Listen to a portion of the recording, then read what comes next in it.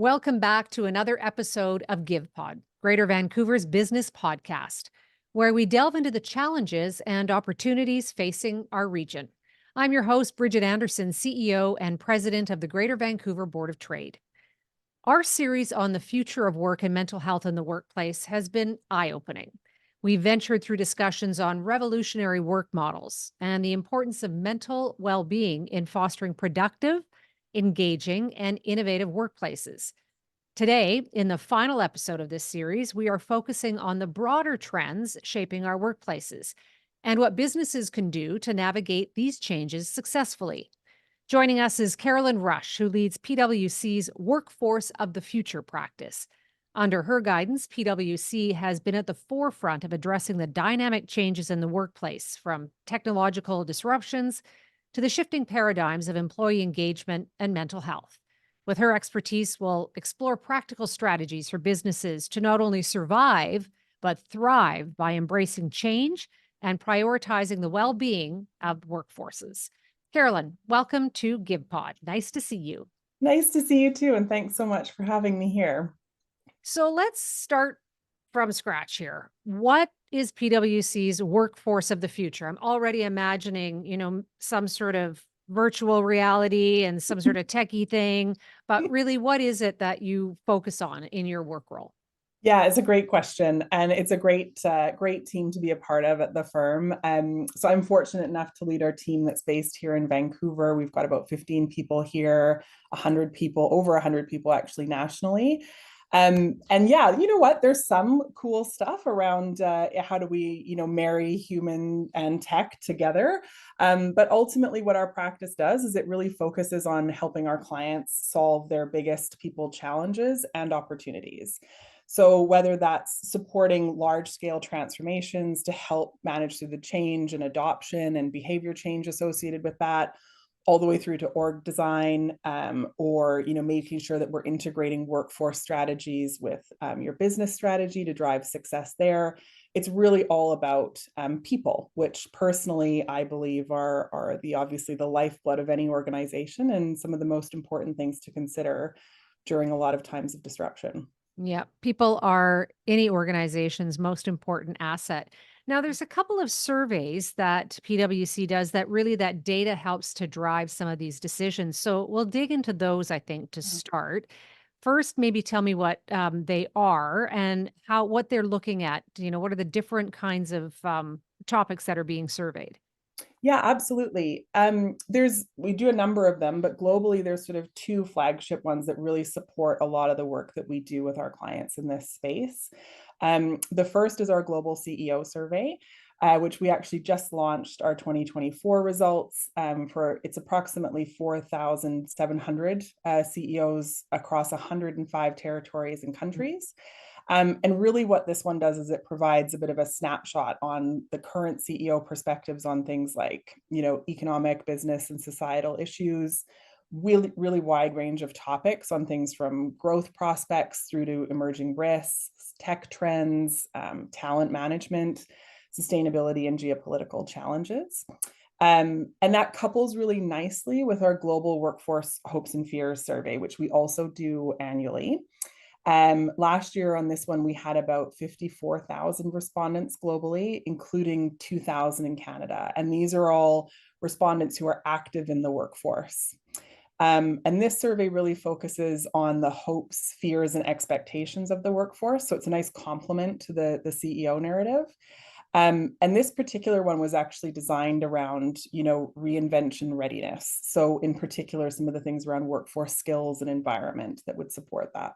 And I love that title, Hopes and Yeah. Fears, because really that sort of captures, I think, where the workforce is right now. It is such a time of transformative change in the workplace that really started probably with the pandemic.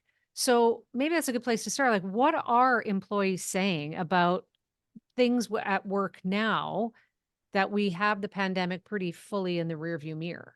Yeah, it's a great question. Ultimately, I think what we're seeing, right, is some of those things that we saw come out of the pandemic, that kind of the realizations that employees had around what was important to them, how they wanted to make sure that their life was balanced alongside their work priorities, focusing on meaningful work, meaningful connections, was really, really critical. And I think that that has stayed. I think there's also a balance, kind of to your point, now that we've got that, hopefully, you know, in the rear view mirror at least, to sort of say, okay, there's also a number of things that have happened since then that have perhaps brought some more disruption, right, into their lives, particularly things when we think about feeling pressure, you know, financially, feeling pressure from the perspective of a lot of, you know, managing heavy workloads, unsure of the skills that you might need for the future. A lot of the things that are coming from the changes that we're seeing so many businesses have to consider to their overall business model. And that, I think, is probably the balance, you know, to what we saw during the pandemic as opposed to what we're seeing a little bit more of now. Maybe this is a bit of an unfair question because there has been so much change, but is it really seem to accelerated a lot of the feelings that the workforce is having right now because technology is moving so quickly? Yeah. Yeah.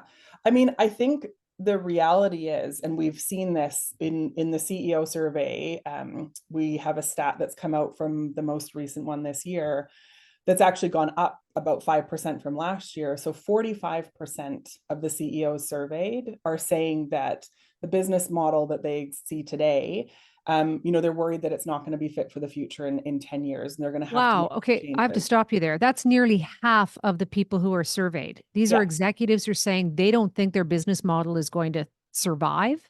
Yeah. And Wow. they're going to have to make some really significant changes. And it's a really fascinating stat to dig into. And it's why a lot of the focus that we've had has been on, you know, the extent to which organizations and the people within them are ready for reinvention. And if you counterbalance that actually with what we saw in the global hopes and fears last year, um, really what we're seeing is globally about 33% of employees would say that their company would survive for the next 10 years without transformation, and 22% of Canadian employees. So there's a difference, there's a disconnect there. And so I think what we're seeing is that sense of continued transformation and continued change is it's only going to continue. It's only going to accelerate. And does this apply to the whole business model or just particularly a few areas like technology? It's a good question. There's so many disruptive forces, I think, right now that ultimately you can see it impacting any number of organizations, right? When you think of a change in your competitor landscape, a change in your business strategy, a change in how you reach out to your customers, a change in what your employees are expecting. You know, there's changes all across the board, you know, kind of hammering at all sides of an organization. That is so incredibly disruptive for both the executives who are running the business, but for the employees as well. And thinking back over this series, Future of the Workplace and Mental Health and Wellness, you know, one of the things we've heard over and over again that a key to any kind of successful strategy is really ensuring that there's trust, that employees trust their employer trusts their employees, and that building that culture of trust. So, what are you seeing from your perspective around trust, number one? And number two, like, how do you build trust in the Mhm, workplace? mhm. Uh, Ultimately, yeah, like the trust kind of really underpins a lot of this. It's things that, you know, employees need to be able to look upwards to their managers, to their leaders, to have faith that they're going to help them be able to see them through a lot of this transformation. And when you think about it, you know, a key enabler of any kind of workforce transformation is culture. And making sure that you've got the right culture in place to be able to drive change, respond to change, drive innovation, drive the business outcomes that you're looking for. And a lot of that does come down to the leadership within the organizations to build that trust and that level of transparency. And I think what I've certainly seen is any organization that's going through any kind of transformation, you often hear, you know, over communicating is the key, making sure that, you know, leaders are well positioned to be transparent about what those changes are going to be. I think some of the challenge that we're seeing now is with that dialing up the pace of change and the level of uncertainty, it can feel uncomfortable because we're asking people to be very authentic and to be very transparent, including when they might not know all of the answers. And so really what that means is when you drive that down, taking a step back and thinking, do we have leaders at all levels of the organization that have the skills to be able to lead and sort of manage their teams through this? Do they have the skills to be able to do that? And ultimately, I think we're still seeing that a lot of managers and leaders are kind of promoted based on technical merits, which are incredibly important. But to take the time to really step back and look at what kinds of leadership skills are required to go through this is important as well. And that topic of trust is one that is so important, but also really tricky time right now. We've got some pretty big cracks in our democratic process. And I would say that globally, not necessarily in our country, but just, speaking from a broad perspective. We've got divisiveness that we haven't seen in a long time. We have a mistrust in media. And so, building trust in the workplace comes at a pretty precarious time when trust is a very rare commodity outside Mhm. of the workplace. So, uh, coming back to the leadership skills that are required, this is always seen as, I'm going to air quotes, soft Yeah. skills. Yeah. But I just think that's quite a bit of BS, frankly, because it is those are the skills that a leader needs to have to build the trust, to build a culture. But how do you really measure that? It's easy to measure whether a leader is growing the revenue in an organization, but how do you really quantify and then measure whether, trust and whether workplace culture is improving? Great questions. So I think maybe a couple of things. Maybe I can share a little bit around what we think some of those critical skills are, and that might help Mhm. shed some light to listeners on what kinds of behaviors and skills to look out for or to really invest in. Coming back to the measurement point as well, having worked, with organizations around culture for a number of years now, I think one of the things that's quite interesting is culture can seem incredibly opaque at times or Mhm. sort of fluffy, right? Like you can feel it instantly when you're in an organization, but it's hard to kind of put your finger on, to your point, exactly what do you look at or what do you measure to be able to think like, are we going in a good direction? Are there areas Right. that we need to focus in on? And what I tend to advise clients around and work with a lot of organizations around is breaking that down into the specific levers that you can sort of pull. So when you think about culture, it's comprised of a number of different things, right? You can think about how you're onboarded into an organization, the learning and development that you go through, things like your performance and reward packages and your appraisals, career opportunities, promotion and progression. All of those kinds of things are things that you really want to look at. Like, are they having the impact that you want and the result that you want? And when you add all those things up, you can kind of get a sense of where some of those hotspots might be from a culture perspective. But the And leadership piece and the tone from the top is probably the most critical thing that sits across all of those levers. and one of those really important tools of measurement is asking your employees what they Exactly. think, through an employee experience survey, that kind of thing. Yeah. Uh, going back to the thought of the kinds of pressures that employees are feeling right now and transformation through digital and through AI, all of that, that's Mhm. really, I think, been very disruptive. How should companies prepare their workforce for the integration of AI and more automation? What kinds of things should be doing to build trust in that area and ensure that you're also building a workplace of the future? Yeah. Well, I think maybe just to throw a couple of stats out there Yeah, first as well to start sure. with this, because I think it's important to start with this. And this was a stat that surprised me a little bit.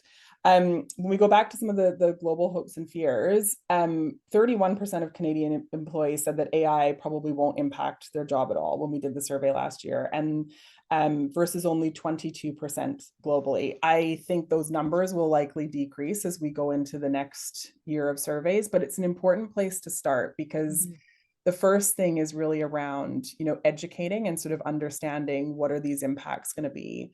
And for me, this is a really significant call to action for employers and employees. So from an employee perspective, you want to take responsibility for your own development. You want to make sure that you're thinking about how you upskill yourself going into the future, staying on top of trends and things like that. But from an employer perspective, there's also an opportunity to really think about this in terms of the value proposition that you offer to your employees and how to prepare for things like this. It's one of the things, coming back to some of the topics around disruption and uncertainty, not feeling sure about what kinds of skills you need to develop or what kinds of skills your organization might need in the future can be something that is uncomfortable. But at the same time, if employers are able to really look at that value proposition and think, how can I offer opportunities for my employees to upskill? That can be something that is very symbiotic, I think, in terms of its benefits to employees as well as employers. Yeah. And more organizations are taking an active role in that, becoming, some organizations actually having their own sort of built-in university or built-in courses that they're offering, or partnering with an external organization to do that. And I mean, it not only speaks to building the workforce for the future, but it's a great retention tool. Exactly. Where are Exactly. you seeing like some of the biggest successes in that? Is it, bringing it in-house, or is it partnering, or is it, sort of an ad hoc approach? What's really working? Yeah, I think it is a blend, right? Like I think Mm. some organizations are in a good position to be able to build things quickly in-house or get support to do that, to be able to drive things that are going to be bespoke and ingrained within their own strategy and sort of help contextualize a lot of that for employees. But equally, the reality is content is changing really fast and things are changing quickly, right? And so you want to be able to access sort of off the cuff learning or sort of on tap learning as well. So I would suggest for most companies, it's probably a blended approach depending on the resources that you have available. It really is I think, a lesson in being adaptive and being nimble to serve the needs of your employees, but also to make sure that you are preparing your workplace for the future. Mhm. Being really mindful of that. Yeah, Great learnings exactly. there. Maybe coming back full circle, because this series has really also been about mental health in the workplace, and thinking about all of your survey results talking about the pressures around financial instability and the workload and the rapid technological changes we've just talked about. What are some of the practices that companies should adopt to support and foster better mental health in the workplace? Yeah. The first piece of advice is really, I think, to tackle this as intentionally as possible and to think about it as part of that overall value proposition, that we talked about. I think ultimately there's probably three things that I would suggest, as a place to start. The first is just to really take a look at, where are your well-being practices at today? What do your employees need? What are they telling you that they need, right? Through things like employee surveys, et cetera. And where are there gaps to address? And the critical piece here is to look more broadly than obviously just physical well-being, to think about emotional, mental, financial, social well-being as well. The second is coming back to the pieces that we've discussed about around culture, right? So what this isn't is what I'm not suggesting here is like a laundry list of kind of benefits that are loosely tied together. This is about like intentional programs and benefits that are focused on fostering a culture and the values that highlight the importance of well-being. So they need to be tracked through some of those other culture levers that we talked about. Um, and then the third, unsurprisingly, is also the role that leadership plays in any successful well-being strategy. So needing to understand that this is honestly probably a particularly challenging time for a lot of managers and leaders to be asked to, help their teams through things that often could be completely outside of the workplace as well. And that can be a challenge. And so making sure that they've got the right support and guidance for that is critical. Um, and yeah, like tactically, I think a couple of things to focus in on is just access to general, better mental health resources. We're seeing a lot of that come through, in a lot of different organizations. and also really watching the extent to which you promote like an always on culture. It's difficult, you know, in the world that we operate in today, certainly, and all the devices that we have access to, but that's probably one of the things just to be sort of consistently sensitive to. So, Carolyn, you have the benefit of wrapping up this series, and maybe you get to bring it home for everybody, all the listeners who have been tuning in.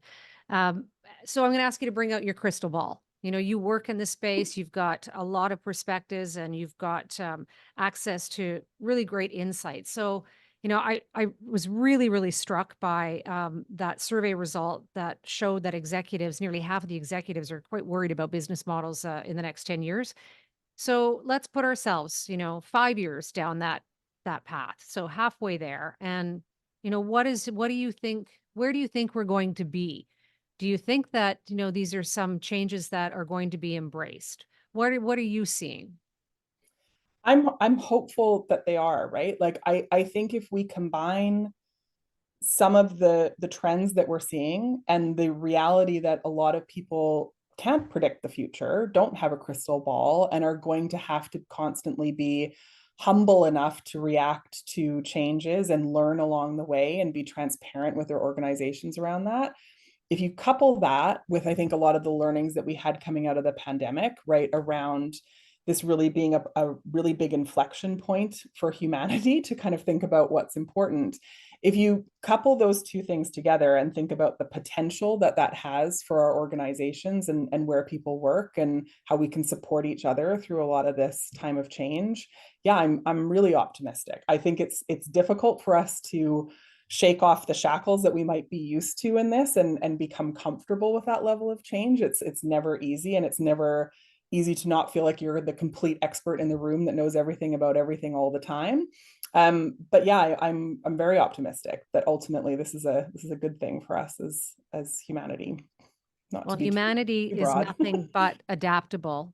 And so, Carol, and I love that. Ending on a note of optimism and positivity, and we just all have to embrace change.